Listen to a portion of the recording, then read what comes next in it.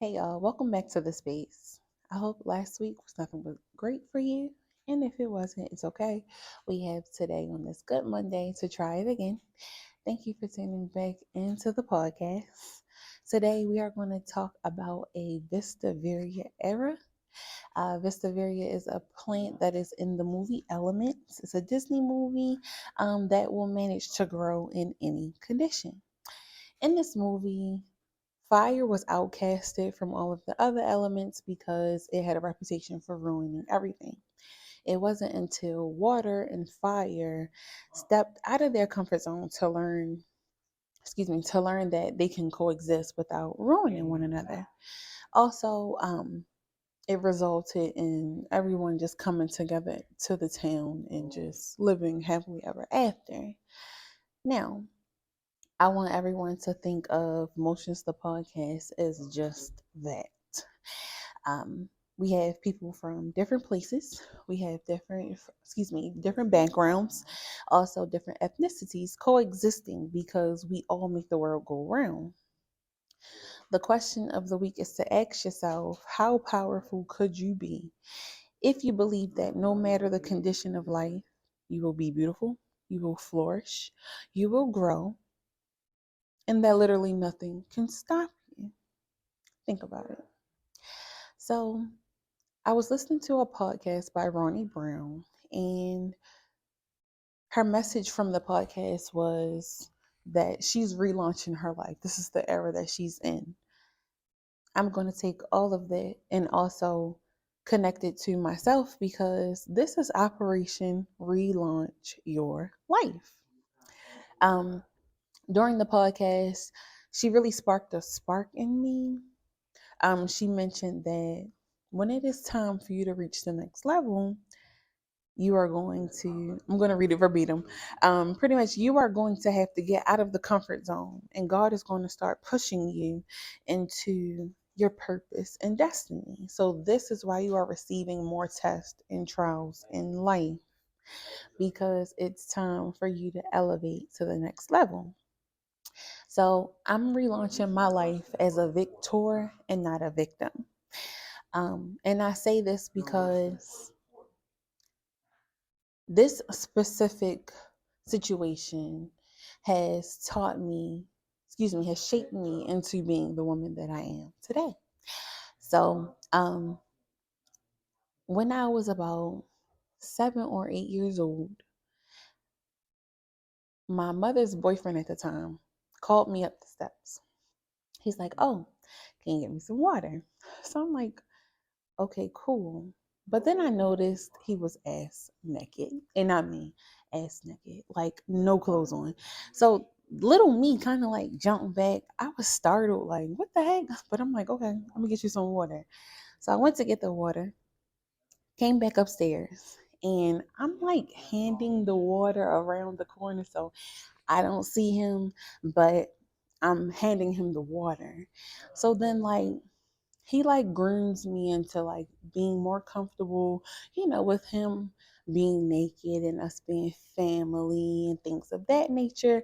So I'm like, I'm 7 or 8 years old.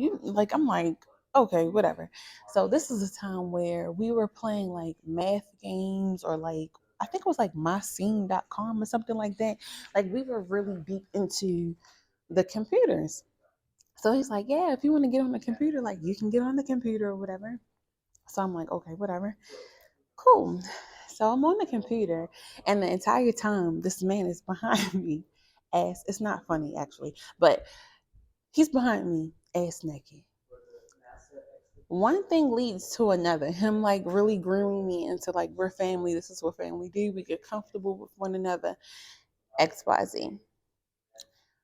Um, just a disclaimer. Sorry. I should have said this in the beginning, but this podcast is very triggering. I'm gonna write that in the caption, but this is a very triggering episode for some. Anywho, um, one thing led to another, and he's asking, "Have I ever seen someone masturbate before?" I'm 7 or 8 years old. I'm not even sure what that word means. I'm like, I don't know. No. He asked me if I want to see it. I'm like, I don't know. So he proceeds to do as such. He puts on porn. He asks me about sexual toys, um, just things that I should not have been introduced to. So then he has directed me to I'm in the computer chair. He has directed me to open my legs to begin for him to, just continue to masturbate. So, I'm sorry, no. I'm sitting there while he's talking and doing his thing. Then he asks me to take off my pants. So I took them off. I don't have any underwear on either. I take off my pants and my underwear. Then he asks me to open my legs. And then he decides to say out of his mouth, "Damn, you have hair down there already." Then he finishes. He tells me to, go get dressed or whatever the case is. So that was that. Like, that was my experience at about 8 years old, 7 years old, nine, whichever age I was, no older than nine. I honestly think I was like 7 or 8. So when my mom came home, I can't remember verbatim what I told her, but I told her something in reference to that I saw him naked, XYZ. Then I remember that she told he left or something like that, and then like she asked me what did I want her to do. So I'm like, I don't know. Like, why are you asking me? It's like, I don't know. So then he's like, he's back or something like that. I think she tells me like he's not going to drink anymore or something like that. So okay, whatever. Um I was not living with my mother at the time. So when she's dropping me back off to my grandmother's house, she tells me not to say anything, to keep this as a secret. Authoritative behavior, which is taught on young children. So, of course, I'm listening to her. And also, this situation for me is very, very new. So, I'm just like, I don't really know what really took place, whatever. So,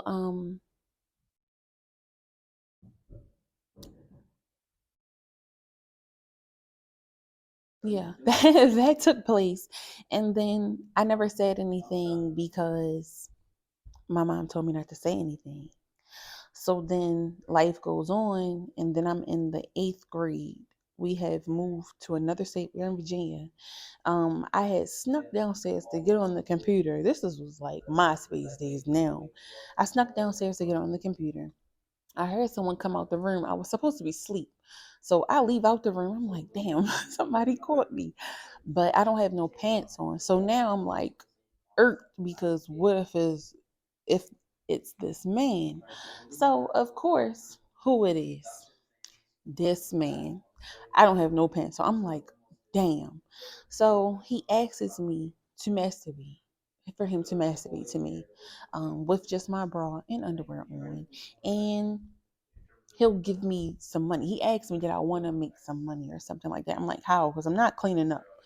So he asked me, I'm like, no, the fuck? Like, what do you think this is for real? So when he asked me that, I just went in the room. I think I called my best friend at the time. I forgot what happened, but like, he went in his room and then he came out and still put $20 on my pillow or whatever, of the foot of my bed or whatever it was. So I'm like, okay. Now, at that time, my mom had 3 kids. Me and my sister was graduating at the same time. We had prom, all of that type of stuff. And I also knew that because money was talked about so much in the household or whatever, um, my mom couldn't do it alone. So I didn't say anything because I'm like, okay, my mom got a lot of stuff going on. Like, it's just a lot of stuff going on right now. I'm not going to say anything. Um, I held that secret in me. And then I don't think I really said anything about it or to anyone until maybe like the 11th grade. I think I told my best friend at the time and her mom. This was like New Year's. Was this 11th grade? I'm not sure when it was, but I said something. And they are looking at me like flabbergasted. Like, what the F? Like, yeah, like, oh, I would kill him. Yeah, yeah. I'm like, no, it's okay. Like, it's whatever. Like, I'm a figure it out. Mind you, I haven't said anything to my dad because I'm just thinking like he's gonna kill him. Like he will really kill him, and I don't want to lose my dad over this. So like the entire time that this situation happened, and I'm holding it into myself, I'm thinking about everybody else besides myself.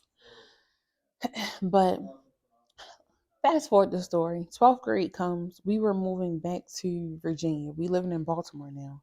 Um, but let me tell y'all something. The entire time that I'm living with my mother and as I'm growing, I'm in disgust.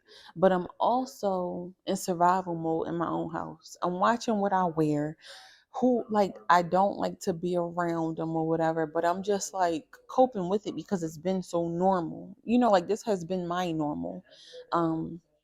So 12th grade comes, I'm like, I'm gonna tell my mother, like, I don't want to start this new chapter in my life with him in it because I was going to college. Y'all, oh, my drink of the day, y'all, is a salted caramel cookie dough iced coffee, by the way.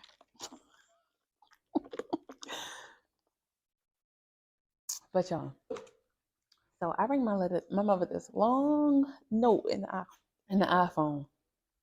He had to go to court.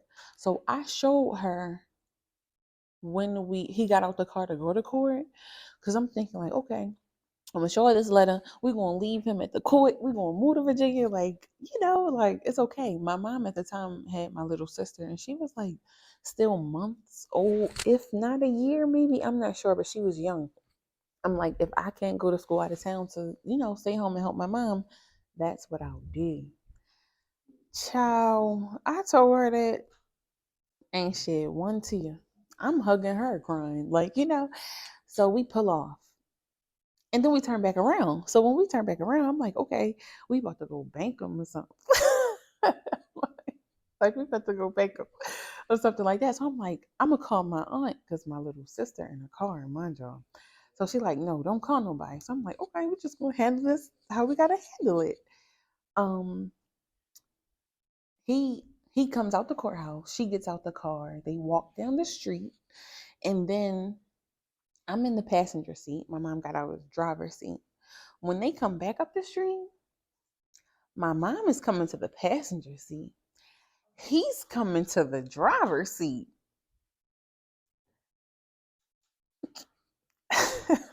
Confusion. When I say confusion, I mean confusion. I was highly confused. I didn't know, like what was going on at that given moment. I'm like, what is going on right now? Like, what is going on? So I get in the back seat of the car and I'm really so confused, y'all. Like, I believe my emotions took over. I was just utterly flabbergasted. So we went to get like my birth control prescription or something like that before we actually left for Virginia. So I'm like, she asked me what's wrong or something because I was crying or something like that. I'm like, don't what don't be naive. Like, don't be naive, ask me what's wrong or something like that. I'm like, why? Why are you doing this? And she simply told me because she loved him. Because she loved him. Shout out my nigga Boosie. Because that's what she told me. And I can laugh about it now, y'all, because like as I said earlier, I am not a victim of the story. I am a victor. I came out on top. I'm telling you this story. Um, yeah, Anyway, I'm telling you the story as a Victorian.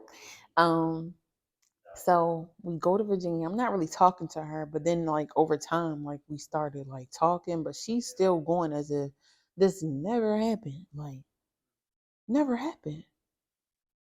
She actually told me he had 6 months to find his own place or something like that. And I'm just like, Ripper, why you even giving somebody 6 months to, like, I'm confused. 6 months go by. That was in 2014. They're married today. It's 2024. That was 10 years ago when I told her that. So I say this to say that Andrew Peterson is a pedophile. He gets off to kids. I'm not sure if he physically touched one because he did not physically touch me. But it's a pedophile in that household. And for so long, I normalized pedophilia in my life for the longest time. I had someone was comparing their relationship to me and my mom. I've never been one to fake it, but outside looking in, if you ever been on my mother's social media, you would think we were the best of friends. Deep down inside, I don't fuck with you. You're just my mother. But I'm just living. I'm just surviving. I'm just going through life. Still never saying anything, even when when that did happen, because it's just like at the end of the day, I'm just thinking about like everything that's, comes with it now. Um, it had its ups and downs. Like some days I would be like, okay, some days it would just be too triggering for me. When I went to college, I felt like I got away from it.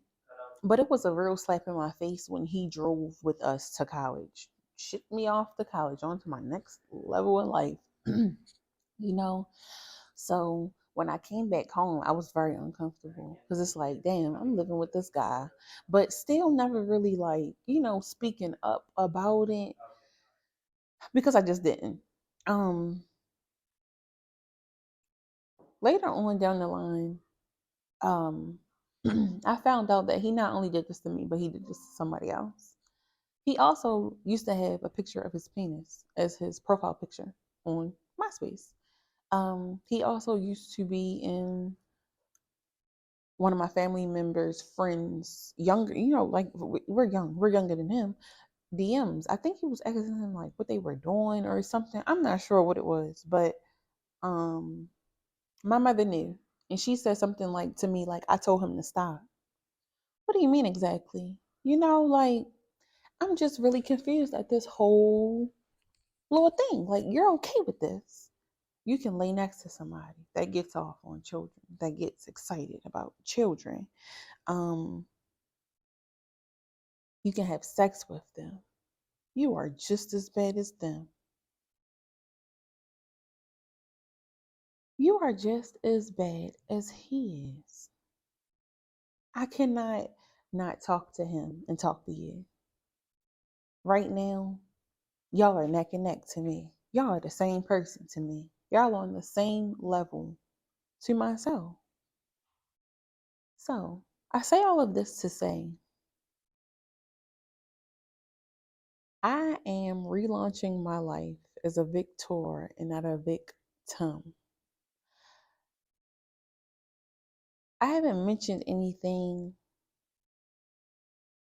when I was younger, even as I got older, because I was so comfortable with pretending. I was comfortable with putting on this, I don't even know what it's called, but I know it's some bullshit. Um, it was eating me alive, pretending like this is okay, like this is a norm, like even when I had my son, I'm just like, like it just wasn't sitting right with me because this is something that is so precious to me. I have to protect him, so it was hitting me really hard then. Then like I had its ups and downs with letting him spend the night over my mom's house and stuff like that, and even sleeping in the same bed. Calling him Pop Pop was too far for me. Like, I'm allowing my abuser to get a relationship with my son. That is insane. Insane. I was talking to my neighbor one day, and she was like, "You're giving him the benefit of the doubt too much. You're giving him too much leeway to be able to do this to your son." And that was my wake up call. I'm not normalizing pedophilia in families any longer. If you know that someone is a pedophile and you are not saying anything, this may be your wake up call to stop normalizing it. It's really not a game, it's not a secret. You need to be by yourself, you need to be alone, you need to be registered. People need to know. I understand that everybody may not be ready to tell their story. Everybody may not be ready for what comes with it, because this is why I also stayed silent for so long, because not only am I involved, the person that birthed me is involved. My younger sister is involved. So, yes, I have thought about all of these things. But I cannot continue to worry about other people. I have to also put myself first. And that is what I'm doing right now. I'm relaunching myself as the person that I needed when I was a kid, the adult that I needed when I was a child. I should not have been groomed into keeping stuff like this a secret. I should have been fought for the way strangers wanted to fight for me. And that's what I'm doing now. I'm being that person, and I'm standing on a boundary.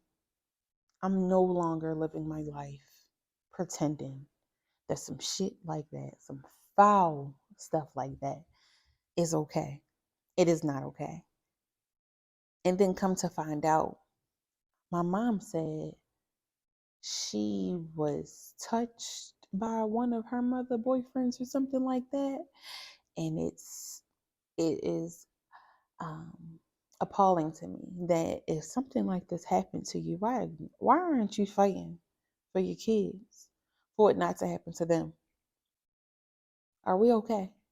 Are we okay, people? I don't think we're okay.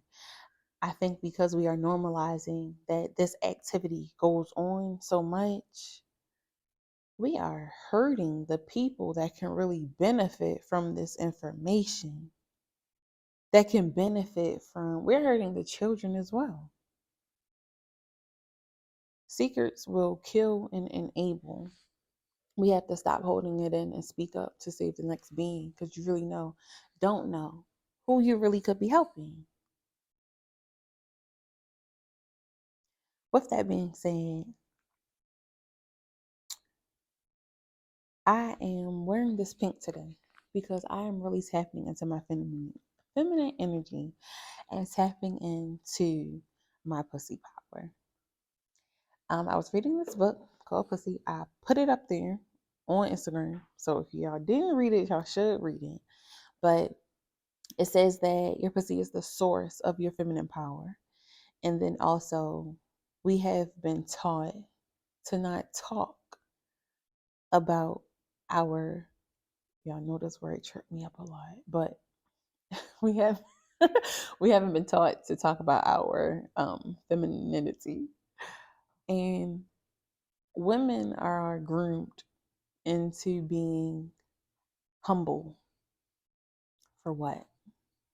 We have to not showcase our beauty or our body, or we have to watch what we're wearing because that may trigger someone to want to attack you and rape you. Like, what the fuck? What is that all about?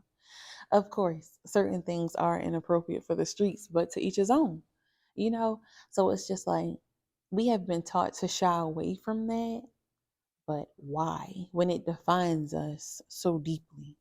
This is what defines us. So why are we shying away from our main source of identity, really though. So we also have been trained to hide behind a masculine figure. Let your husband do all the talking. Like I don't have a problem with that, but I have a problem when the real problem lies when we don't get a voice or we don't get a chance to really like talk about what makes us us. Um, do you know all of the different parts of your pussy? Do you? Do you know what they do? Do you know why they do it? Do you know what transmits from one area to your brain? No, because they don't talk about it. We don't talk about it. We never talk about it. Why? Why? And I hate that I'm just now at 27 really learning about that portion of myself. But I love that I'm actually learning it. I love that I am embracing it um, for my own good and for the good of the people that are yet to come, the younger people, the younger generation, or my daughter when I have a daughter, if I have a daughter. But like understanding your body and really like what goes on, why it goes on, and things like that, it explains a lot. So please, like, we are powerful. A woman is beautiful. We give life, we birth life. Like, come on. Come on, come on. Why are we shying away from our feelings or hormones or, like all of that type of stuff? Like, why are we shying away from it when that is what makes us us? Like, it's okay to be a woman. It really is okay.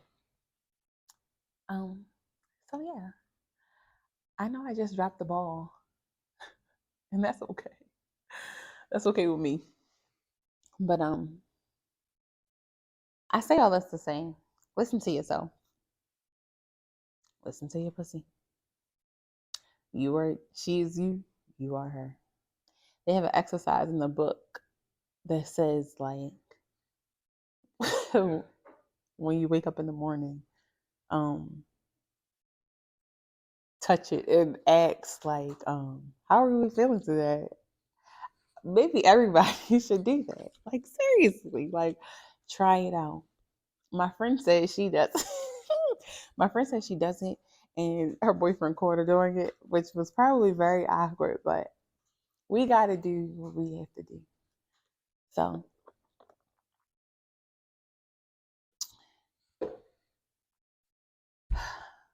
be a woman. Be a powerful woman.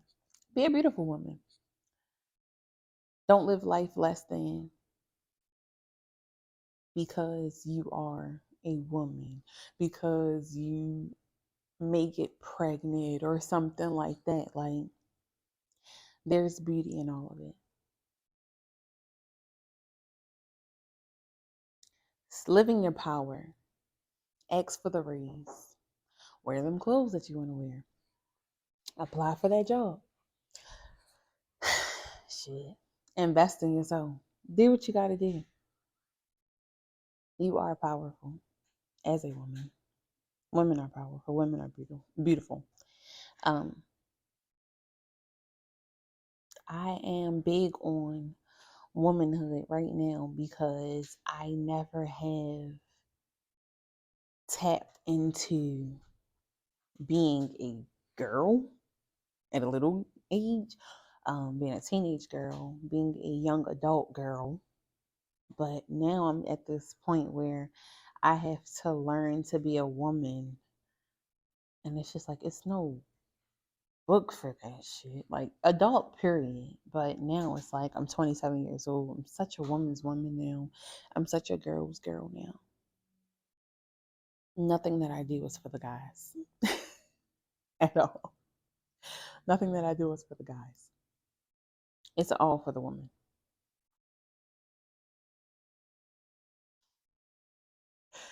Um, when I was a child, when I was younger, even down to a young adult age, before I got into my relationship, um, I used to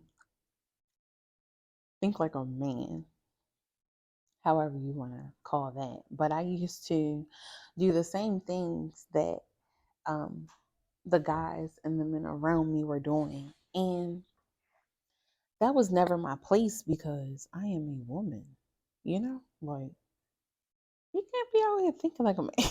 Like, I guess you can share some characteristics, but you have to really live like a woman. And I thought that living like a man was beneficial for me, but it wasn't. But it's not. Um, I love being a woman now. Now I'm like super girly. I'm coming to you with all of this pink on, stepping into my femininity and stepping into womanhood. Um, my purpose is to tap into my pussy power and light as many other woman's candle until we are all illuminated. And I got that out of the book, but it really is so true. That's why I'm sitting here on my platform saying what I'm saying and doing what I'm doing, because I know that there are other women out there like me. And I say this all the time because we are really alike. We are really alike. The book also said, how can you teach the sun that it's the sun?